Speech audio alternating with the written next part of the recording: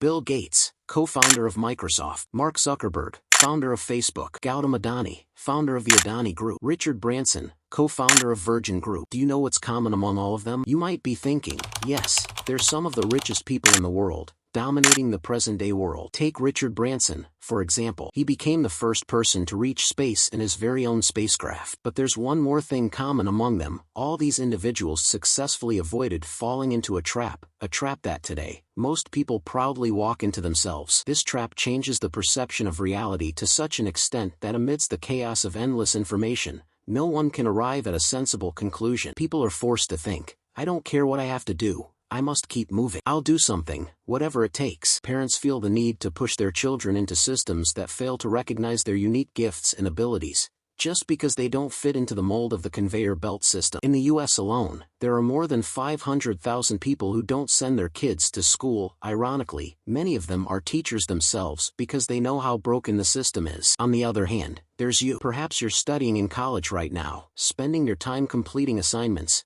maintaining a 90% attendance record, memorizing books unwillingly, and following every rule, hoping that when you graduate, you'll have a degree in hand. You think, I'll get a good job, buy a big house for my parents, get a luxury car, get married, send my kids to good schools, and earn lots of money. But what's the reality? You prepared for life at 18 years old. Now, you're 30. What have you achieved in the last 12 years? After 15 years of hard work, you finally graduate, only to discover there are no jobs available for you. You attend countless interviews but get rejected every time for one reason or another. People begin mocking you. Your relatives stop talking to you. You feel such shame that you haven't even visited your village in 2 years. You're consumed by sadness and isolation. You lock yourself in your room, cry endlessly, and pray to God for just one job. Gradually, your self-esteem and self-confidence crumble. Eventually, you land a job, but the salary is so low that it's barely enough to survive. What can you do? Out of desperation, you take the job. The salary isn't enough to save for a home, so you take a home loan. Of course, you'll need a car too, so you take a car loan. Unknowingly, you've trapped yourself. Now you live in constant fear of losing your job, because if you do, you won't be able to manage your expenses or pay off your loans. Slowly, you give up on your dreams. You wake up every morning, go to a job you may not even like, and come back home in the evening. This routine becomes your normal. Over time, you age and reflect. Maybe I was just unlucky. I worked hard,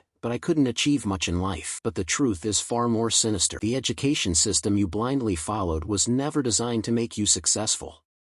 It was designed to create obedient workers for factories. The origins of this system can be traced back to 1806, during a war between Napoleon's army and Prussia. Despite having one of the best armies, Prussia lost the war. After much deliberation, Prussian leaders realized the problem. Their soldiers were too independent-minded. Instead of blindly following orders, they were thinking for themselves during battles. Meanwhile, Napoleon's army strictly followed his commands, and won. This defeat forced Prussian leaders to come up with a solution. They decided to create a system to produce obedient soldiers who would follow orders without questioning. This led to the birth of the Prussian education system, designed to control young minds. Between the ages of 5 and 13, education was made mandatory to shape children into compliant individuals. The goal was never to encourage creativity or independent thought but to produce obedient factory workers. In the late 1800s, other countries adopted this model, especially during the Industrial Revolution, when factories needed a large workforce.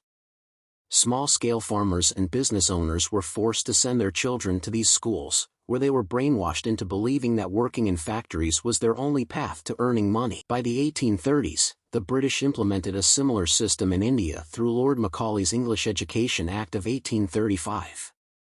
Macaulay's goal wasn't to educate Indians but to create a class of people who were Indian in blood and color but English in taste, opinion, morals, and intellect. Over time, Indians were brainwashed into following British rules without question, believing it was their duty. But what about today? Even 76 years after independence, we still follow the same education system. From the moment a child is born, parents think about sending them to a prestigious school, not for education, but for status. You enter school with a curious and creative mind, only to be handed a syllabus that limits your world. You're taught to memorize and follow rules, while your creativity and individuality are systematically suppressed. Parents never question what schools are teaching or whether it aligns with their child's interests. This cycle continues, trapping generation after generation in the same system. But here's the good news. The system may be broken, but you have the power to break free. Success doesn't come from blindly following rules, it comes from thinking independently, pursuing your passions, and questioning the status quo. So, are you ready to step out of the trap and build a life of true freedom? My dear friends, if you feel trapped in a similar cycle and want to break free, you're not alone. If you found this story inspiring and want to see the next chapter, give this video a like. Let's aim for 150 likes, and we'll create part 2 of this journey. Also, don't forget to subscribe to our channel, Way of Momin, and hit the notification bell so you never miss our latest videos.